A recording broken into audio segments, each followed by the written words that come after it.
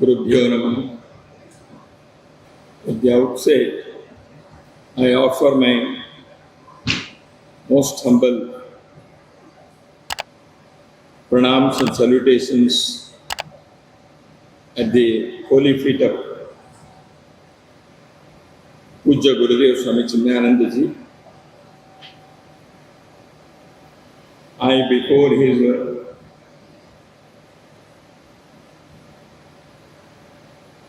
holy memory, on behalf of the Rashtriya Swayamsevak Sangh, on the occasion of the 108th birth anniversary of Pujya Gurudev,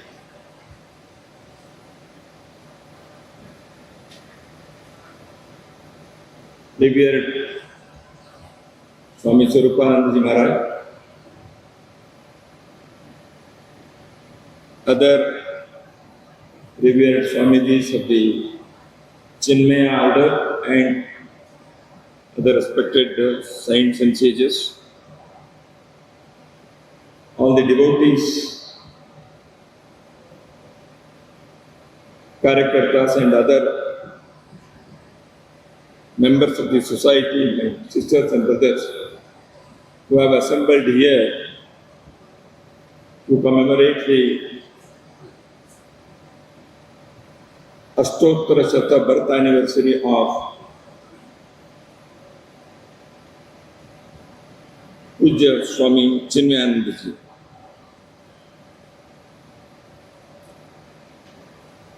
I personally express my heartfelt thanks to Chinmaya Mission and particularly to Swami Vivekananda Ji, who asked me to participate in this function today, some months ago. Although I was not very keen to address a gathering, generally I am reluctant to speak to a big audience like this. Since I have been a Karyakarta, as it has been introduced here, that I am a Karyakarta, a Pracharak of Rashtriya Swayamsevak Sangh. So we know how to talk to Karyakartas. But addressing to a learned gathering is always a challenge. However, the blessings of Divya Trayas, Pujya Ramakrishna Deva, Ma Sharada, Swami Vivekananda, and Pujya Gurudev Swami Chinmayananda Ji is on people like me who lack confidence, who lack knowledge, who are diffident to face a situation, and their blessings galvanizes the person. Their Ashirvad makes the man to face the challenge and stand confidently against any odds in life. And that is what is my experience in my life. The life of Swami Chinmayananda Ji is indeed a saga of extraordinary spiritual strength, indomitable confidence, undying nationalist spirit. It has been a life of immeasurable love, tireless service and limitless metaphysical reach.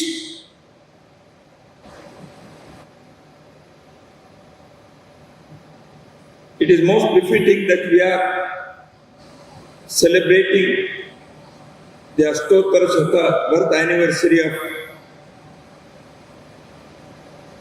this modern sage, deeply rooted in our ancient philosophical tenets and cultural context. Because the teachings of Swami Chinmayanandaji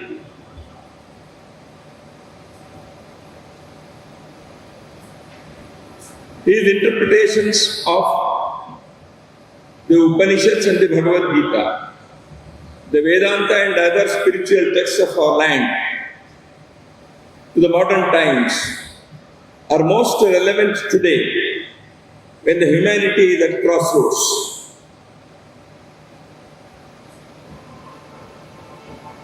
When there is unlimited consumption, unbridled commodity culture, unchecked battle for one-upmanship between castes, races, parties, nations and civilizations. The teachings and preachings of the holy land of Bharat, and as interpreted from time to time, like great Swami Vivekananda or his Gurudev Ramakrishna Paramahamsa or Swami Shivananda or Pujya Gurudev Swami Chinmayananda, they are all beacon lights for us when we are groping in darkness. So that's why I firmly believe that such celebrations of birth anniversaries of great people are not just one more function for gaiety and happiness, for general meeting and exchanging our pleasantries. It is to rekindle the divinity that is within us. And these celebrations and anniversaries, they point towards the duty that we have to perform in our personal lives, in our social sphere, as part of our national duties, and for the entire humanity. That's why such celebrations are, in a way, recharging our lives and the dormant innate goodness in us will have to manifest itself in multiple ways of service and sacrifice. So that's why this is very timely that we are remembering Sri Pujya Gurudev. As we all know, Swamiji was a spiritual master, indeed a Vivekananda of our times. When I make this statement, I believe and I know with all responsibility I am making this statement, and I am not the first person to say this. There have been innumerable people in this land and elsewhere who have recognized Swami Chinmayanandaji as the modern Vivekananda of our times.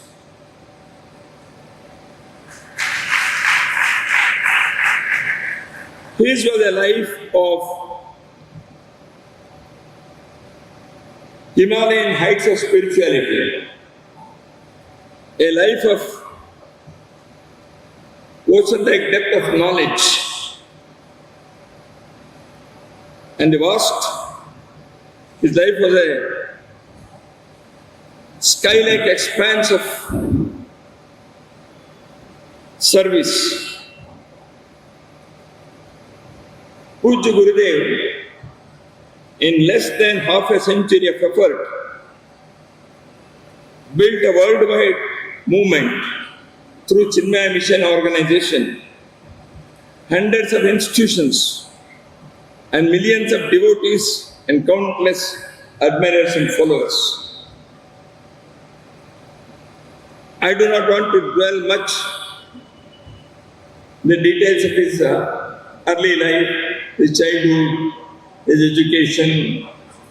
He was born in this part of the land, we all know very well.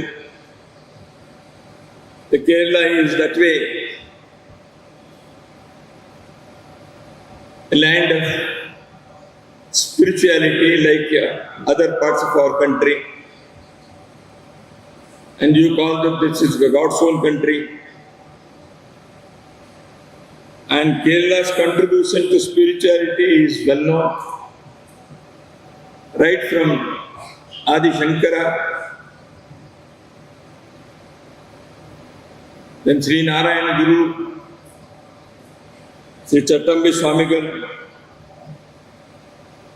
Puja Ayangali, Puja Tapovan Maharaj,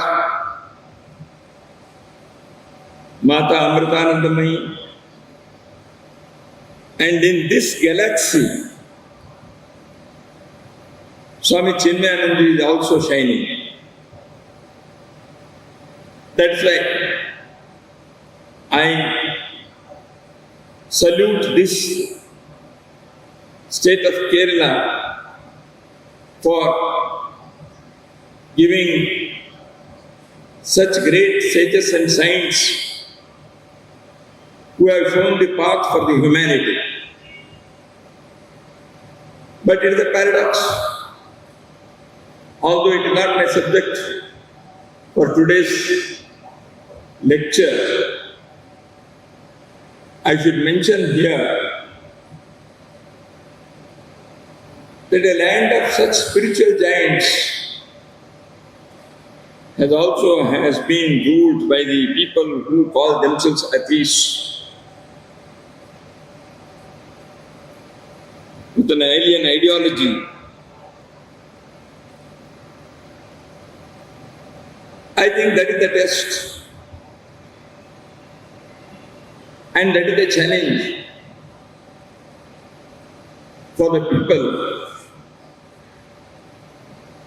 And increasingly the number of people who have been following the age-old philosophical messages and tenets of this land, who have been interpreted and reinterpreted and practiced and preached by such great men and women who have been the sages and saints of our society.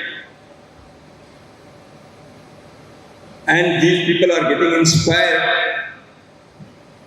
to find full meaning for their lives and also extending the service to mankind. Swamiji, as we all know, was well known. He started his life here, born as a son to a couple of this park named as Balakrishna Menon, had his early education in Kerala, then moved to Lucknow, changed from science to humanities, studied law, became a journalist, contributed articles to the then English newspapers,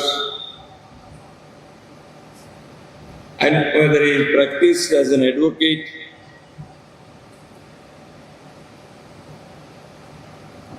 a young man who questioned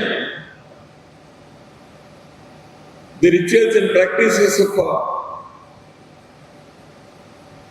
religion and those who are being practiced in families and surroundings. A rational man, a skeptic youth. See the similarity with Narendranath Dutt, who became Swami Vivekananda. Narendra was also like this.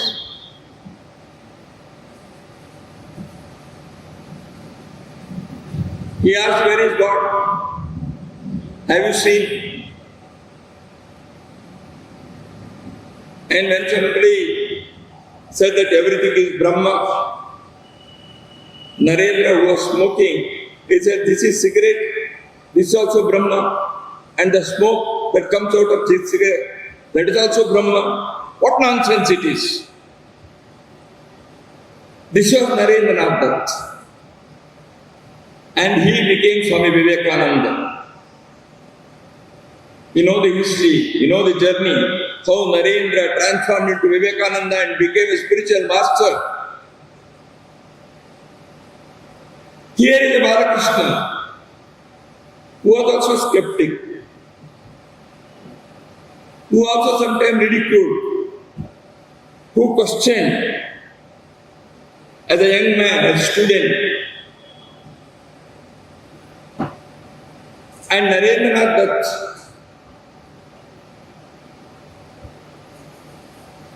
when we read his biography, we see that he was, while playing with his youngsters, with his friends,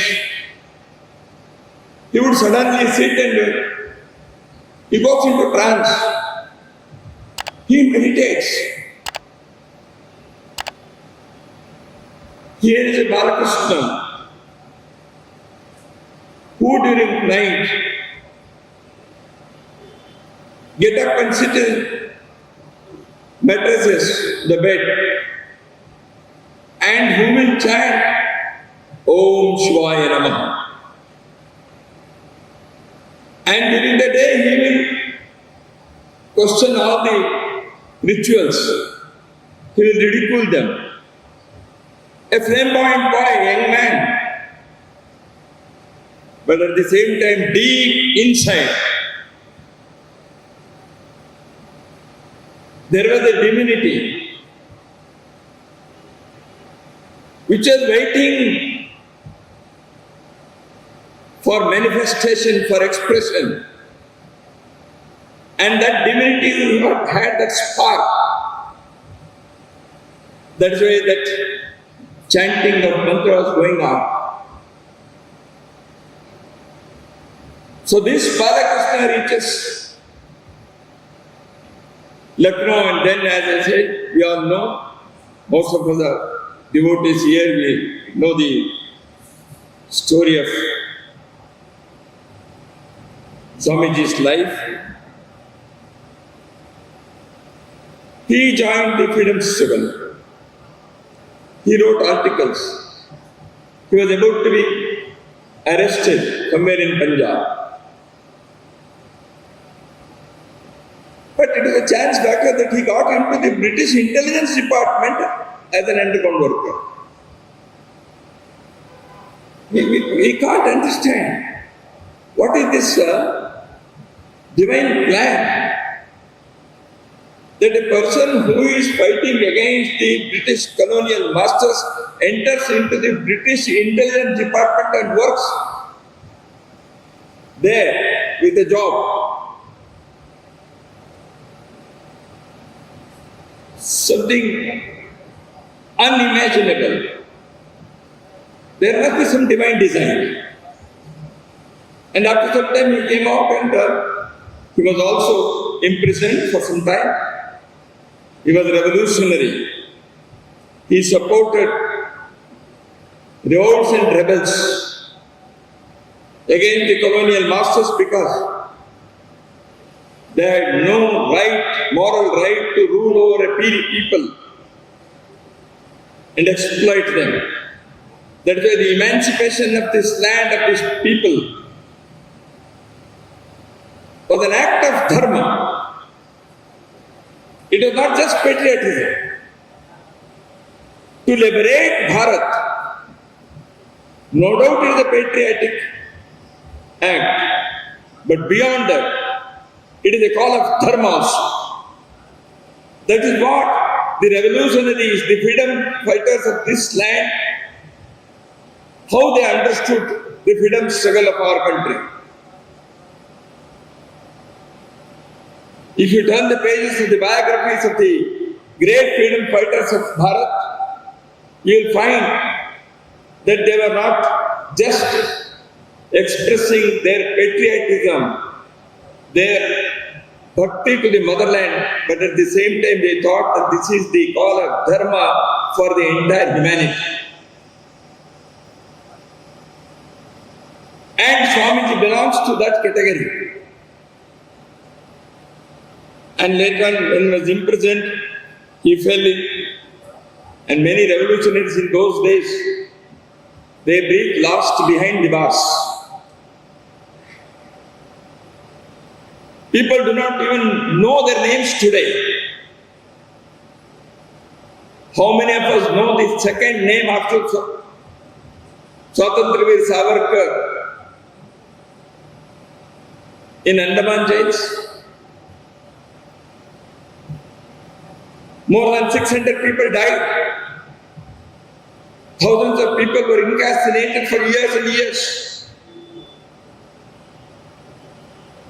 And such a thing was happening in many other jails, and Swamiji was also. The Balakrishna Menon was inside jail, and then for the fear of public rage, for the fear of inquiry by the British authorities, the local jail authorities threw some such freedom fighters who were suffering from ailments. And Balakrishna Menon was also thrown out. And he was in the street, and here comes a divine intervention. A lady sees him, watches him, and then takes care of him for some time. When I read this, years ago when I was reading about Swamiji, I remember, and most of you must also have remembered, how Vivekananda, when he reached America, much before the time of the World Religious Conference, not having anybody to contact, in that cold winter, he was shivering and sitting there by the side of the road for the footpath, the sidewalks. A lady sees him from her windows and approaches and takes him to home. And Vivekananda got food and shelter there in America on an unknown land. And the lady was not knowing who this man is. And here, a similar thing takes place. So that's when I say, Vivekananda's life in many parts, it reenacted in the life of Swamiji.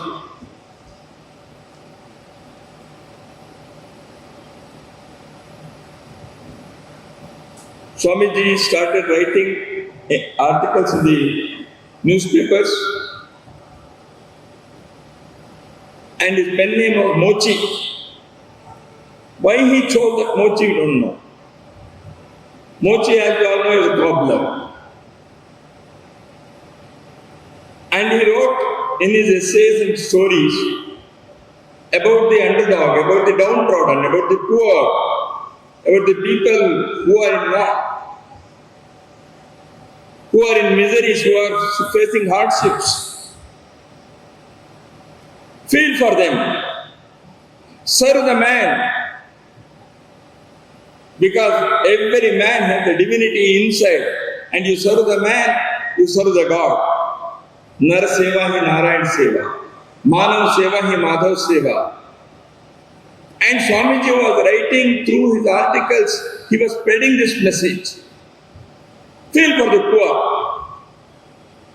Himmai Kali Mahatman, whose heart bleeds for the poor, otherwise he is a Duratman.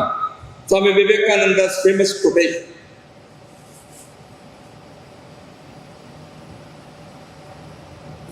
I felt when Mochi, why Swamiji chose this? But the work of a cobbler, he makes shoes and chappals so that you can walk on the path without getting these stings, without getting your feet pain, troubled, burnt, pricked. That is the work of a mochi because he prepared the footwear. Here is a mochi who prepared a philosophical, spiritual footwear for the peoples, millions of people who walked so that they will not get pricked, they will not get their feet burnt.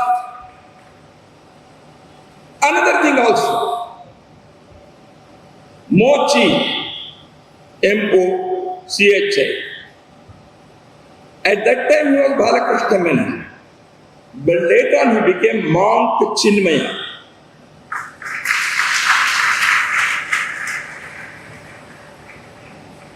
Was there a divine design? When he chose Mochi, his pen name, to write articles, he was not knowing, at least, that his Diksha, the name after Diksha will be Chinmayananda. But a divine design must be there. He will be monk Chinmaya.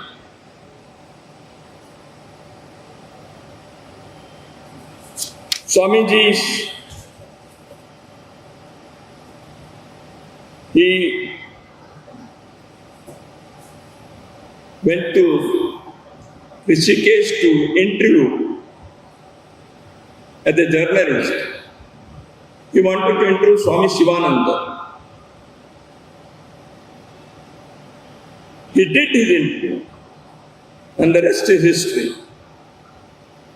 He was influenced by that magnificent, magnetic personality of Swami Shivananda who inspired him. He went there for one day for the interview and he started repeatedly going there. He became disciple of Swami Shivananda and ultimately Swami Shivananda became his Diksha Guru.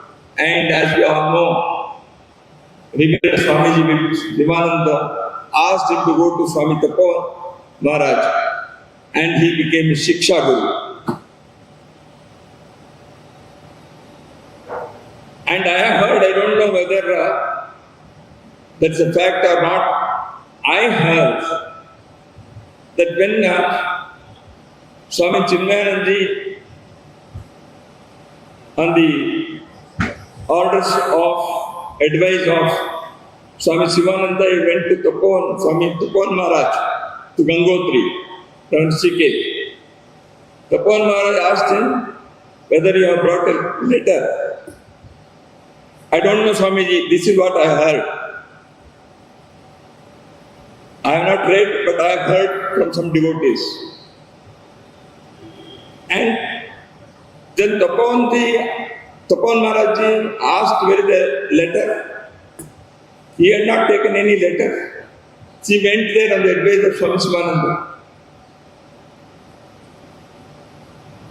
Tapovan Maharaj asked, bring the letter. Sisters and brothers, the year was not 2024, where from Gangotri you can come to Rishikesh because of the highways that have come up in these years.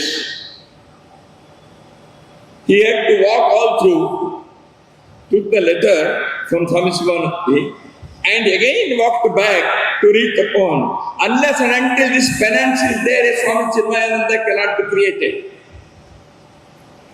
Unless and until this commitment is there, A Swami Chinmayananda cannot be molded unless and until such dedication and submission to the Master is not there. A Swami Chinmayananda cannot manifest. So this is the life of Swamiji. It all looks as if it's a divinity. But here is a man with blood and flesh, who met people, interacted with men and women, talked to them, addressed them, saw the miseries and hardships of life, went to different corners of the world, addressed hundreds of universities, think tanks, thought leaders, parliaments, and many such gatherings. What was the motivation?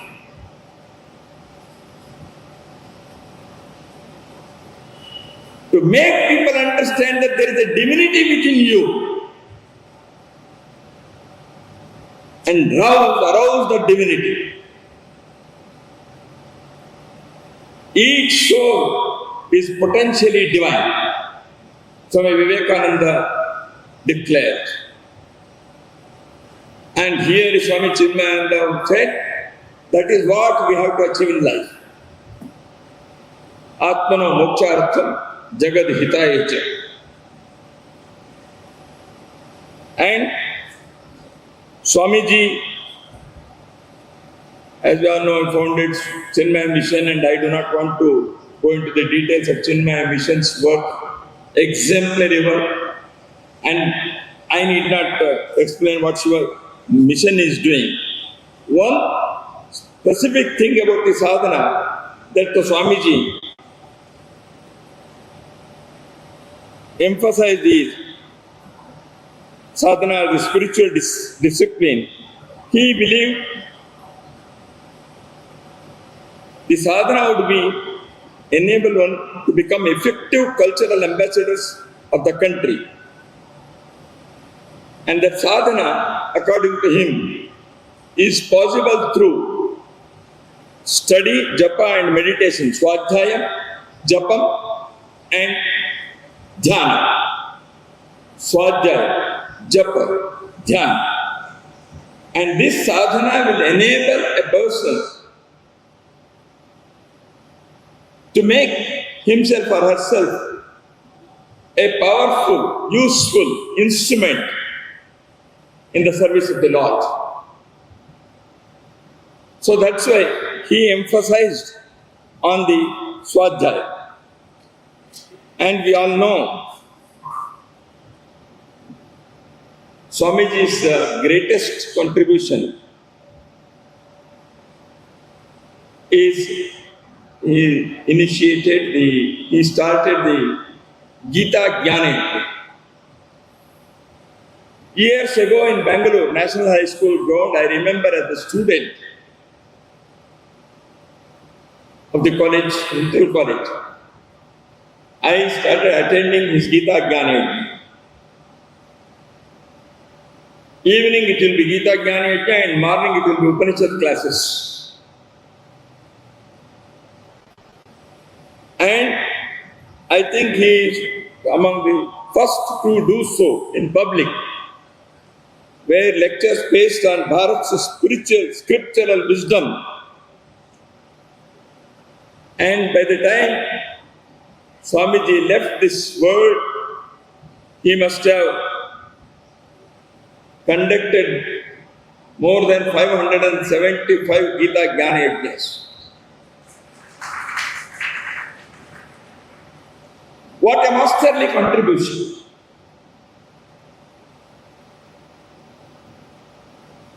Krishna in Dwapara Yuga at Kurukshetra did the Gita Upadesh. And in the Kali Yuga, the Kurukshetra is not confined to a piece of land in Haryana. The Kurukshetra is the entire world. The Kurukshetra is the entire universe today. And here is Balakrishna, who is, as Chinmayanda, is even the Gita Upanishad.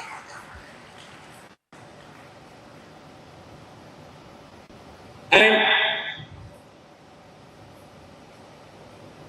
it was not only for acquiring punya that one should recite Bhagavad Gita. To understand oneself, to understand the nature around, the creation, to understand the relation between us, to make oneself understand and follow the duty that one has to perform. The way he was explaining Bhagavad Gita to the modern times in the language of the educated people in English. When he started in Pune, the number was 3. 3 people were in front of Swami Chinmayananda in the first Gita Jnana Yajna. And Swamiji went on relentlessly. And when 576 Gita Jnana Yajnas were over, thousands and thousands of people were gathering to hear this Swamiji's voice, the voice of Krishna, voice of Gita. And Swamiji's inimitable style, powerful language. What a style! Sprinkled with humor and anecdotes. He is not just doing pravachana, but he is talking, he is having a dialogue. He asked the people in front of him. I was witness to that. We were mesmerized. The body, the mind, the intellect. When he was saying these things, it was such a thrilling experience. Because he lived Gita. It was not just coming out from his lips. Every word, every syllable, every feeling of Gita, every message of Gita was lived by Swamiji. And he exhorted the people to do so.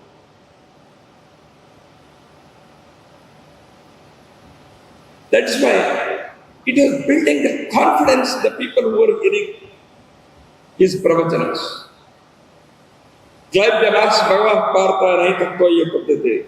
Chudram hudaya daurbalyam jaktotishta parantapa. When Arjuna in the battlefield was expressing his sorrow, running away from the battle, what the Gita Acharyas told him, what is this nonsense you are doing? Anarya Maschodhyam. You are doing this Klaipya should go.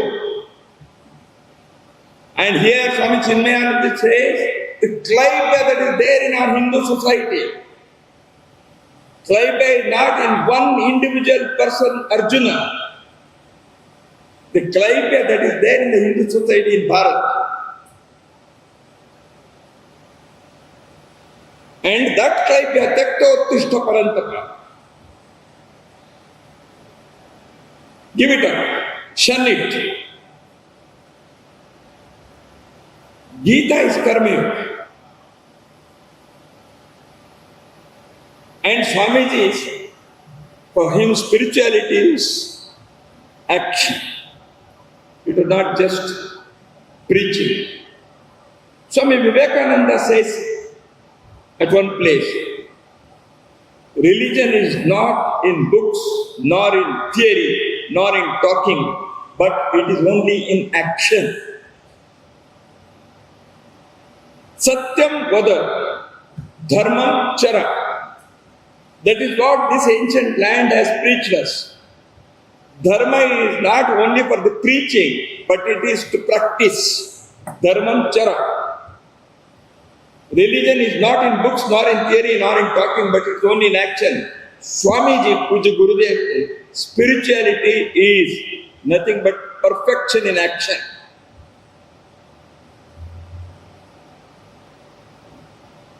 Such messages of our spiritual philosophical texts of this ancient land was in such mesmerizing, miraculous way were being expressed by Swamiji. That's why hundreds and hundreds of people not only gathered in the Gita, Jnana, Vijnana and Upanishad classes, but they took to the work of the mission. That is the vision he gave. The mission was steady. Action followed. That's why hundreds and hundreds of schools, service centers, many such activities sprang up. Service-oriented mission. He believed that right thinking and good values were vital components of our efforts. His teachings in Vedanta prepared individuals to face challenges and equip them with mental strength, fortitude, and the courage to confront obstacles and to be ready to render service and to ready to face any onslaughts on our national honor and social culture. Swamiji was described as a teacher. He was a spiritual master. He was a teacher. Pritesh Nandi, in one of his interviews, he described Gurudev as teacher. In his words, Pritesh Nandi's words, I quote, a distinguished scholar, an ardent teacher, and a compulsive globe-trotter. The Swami is today held to be one of the few serious and credible missionaries that Hinduism has to offer. His missions are all over the world. So are his devotees and students.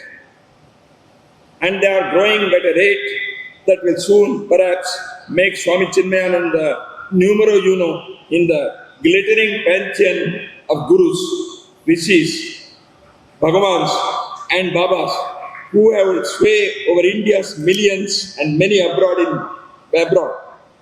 In many ways, this is the best thing that could have happened to Hinduism. For Swami, there is no quack healer or fast bucker merchant. He offers no miracles to lure the gullible. He makes no predictions, reads no fortunes, and sings peons to no politician. He makes no claims to being a god. Generally, in our country, people and mostly the media paint them as God-men. Swamiji did not claim any godhood. Except for the argument's sake, he sometimes said, everything is Brahma, I am Brahma, you are Brahma. He simply teaches. Swamiji did not preach. He taught. A teacher will show the path. A preacher, many a time, if not every time, asked to imitate. You do this. A teacher will light the lamp. And that is what Swamiji did. You find the way because the light is there. So this is Swamiji's great contribution as a spiritual master.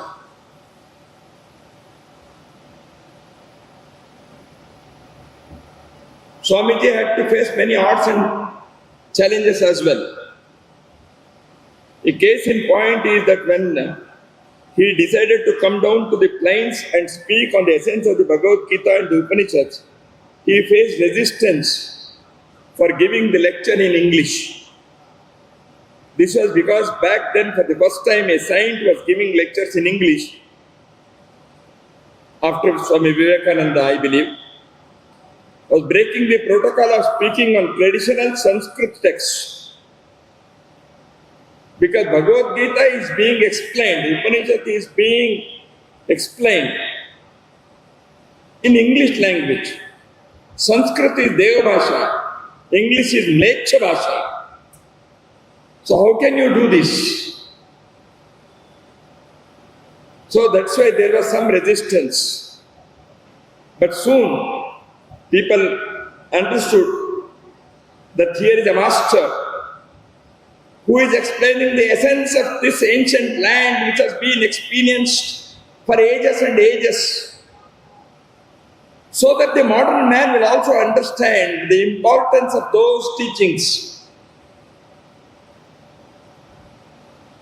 And soon the people with the background of enlightened studies of the spiritual texts came in support of Swamiji. They welcomed, they honored, and they spread out. So this is how Swamiji won the hearts of the people who were already rooted in the text, and won the hearts of the people who were gullible because of the modern education. He had the challenge on both the ways, but he did it so wonderfully well and successfully did it.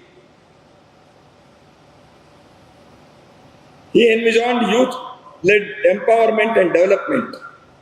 In his lecture, Youth Alone Can, in 1991, Swamiji firmly maintained that the vital people in the present are the youth, and thus he gave the youth two significant responsibilities. Number one, you have to wipe clean some of the weaknesses that have come in the past in our society, some stigmas, some wrongdoings, some weaknesses, shortcomings. You have to wipe clean them. And secondly, he exhorts the youth. You have to remount the present to a comfortable future. Swamiji's famous quote is there: youth are not useless, they are used less.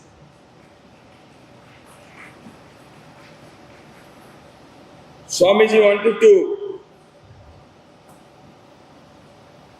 include the spiritual education in our education system. He suggested that the undergraduate certificate should be given to the students on completion of a 3-month Vedanta course in Vedanta philosophy. Every student of this country, he should undergo a 3-month Vedanta course, and after completion of that only his undergraduate course is completed, the certificate will be given. Such a thing should be there. That was Swamiji's idea. And today the new education policy is now slowly inching toward that with the introduction of Indian knowledge system and other things. Although it is not fully what Swamiji suggested or dreamt of. Swamiji's contribution to Hindu society, temple restoration. In 1988, Swamiji also came forward to support the renovation of the Badrinath temple and to provide facilities for the yatris visiting Badrinath. Swamiji set up the Sandipani Swadhyaya Povai, you all know, inspired by Rishi Sandipani, which continues to train seekers to share the ancient wisdom of the past that is bestowed on them. This unique spiritual university has had illustrious students, we all know, with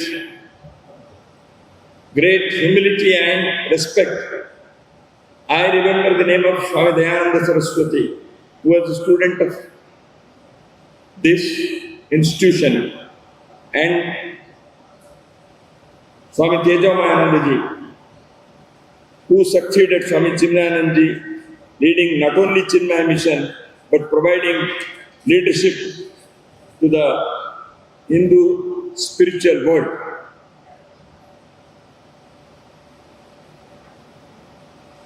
Swamiji had his own inimitable style of convincing the people and thinking differently, out of the box also. Somewhere it was written in the wall when he was going in Uttarakhand, God is nowhere. Swamiji just put a comma after the W. God is now here.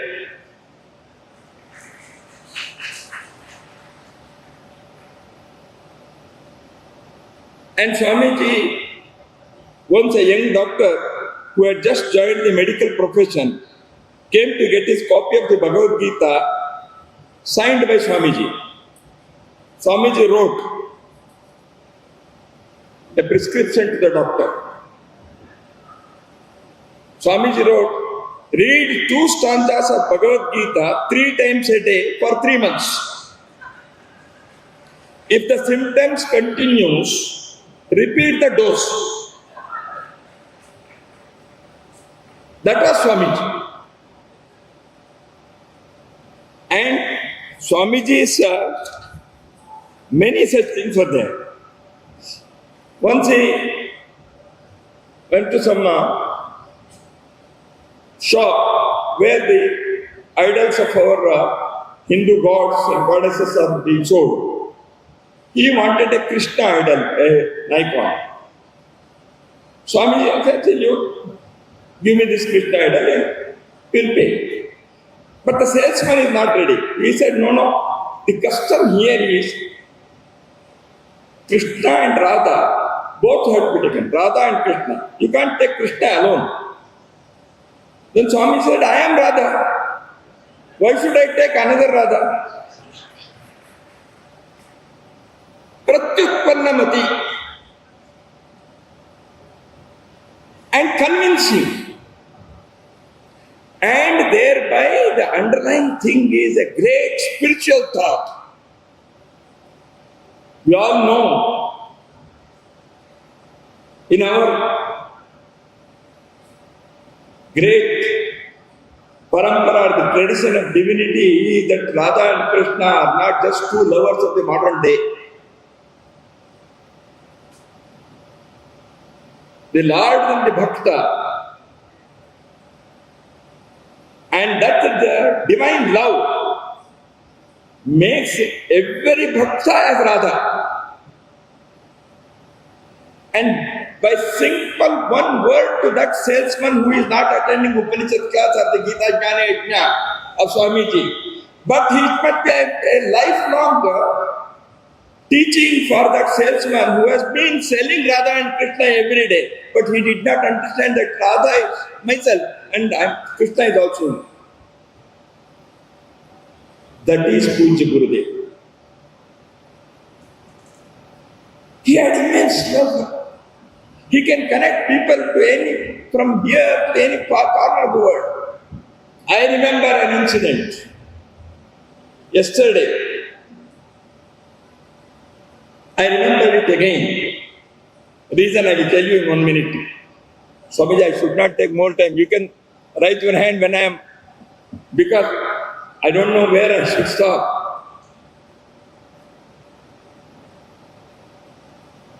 Swamiji had come to Bangalore once. A friend of mine who was studying MCom then, who later on became a PhD, a professor in the college and then university. And he was attacked with polio, except his one left hand. No limb is working. He has to be lifted. He has to be put in a wheelchair. He cannot walk, he cannot stand. His right hand doesn't work. Only his left hand works. And his brain works. And the heart is filled with love. And this young man, Swamiji saw him and Swamiji said, don't worry. He remembered that there is a judge in the International Court of Hague. International Court of Hague. And that judge can only move his head, neck, and rest of the body is paralyzed. But he could reach the place of international judge in the court of Hague, in the international court. Have faith, have confidence. Swamiji told to this young man, and that young man, who is my friend, is Dr. M.K. Sridhar, who was given Padma Shri yesterday by Rashtrapati.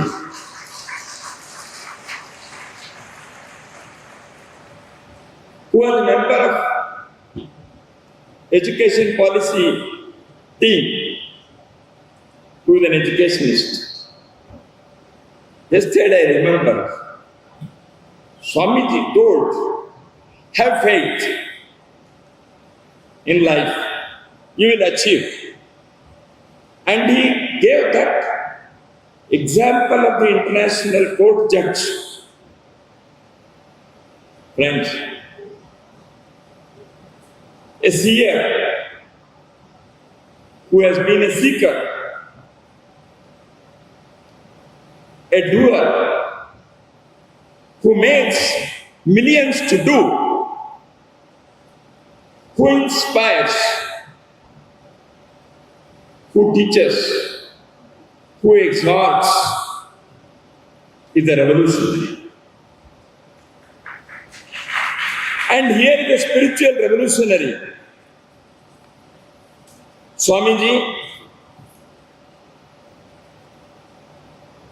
wanted a worldwide Hindu organization for all the Hindus. Swamiji wanted the liberation of Ram temple, Ram Janmabhoomi. Swamiji called for Hindu vote bank. A unique idea. When Swamiji said this, many people might have questioned, many people might have ridiculed also in their private circles. Many people might have said, what is this? Why Swamiji speaks politics?